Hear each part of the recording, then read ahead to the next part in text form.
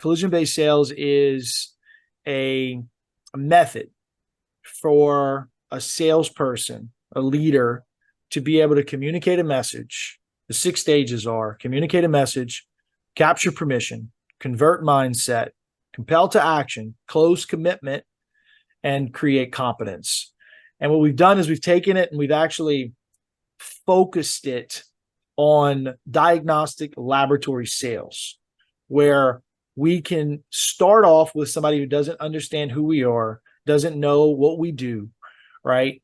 They may think or assume, because we're selling a lab product in today's world, today's September 14th, 2023, they may think that we're a COVID sales rep.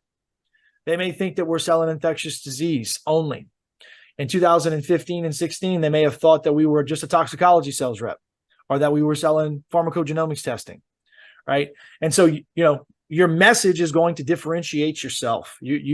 All the basic 101 sales stuff that you've learned out there, the things that are important, stacking your value and your elevator pitch, and making sure that you don't word vomit all over the person that you're pitching to, right? But more than that, today we want to focus on an important element of the message, which is the truth.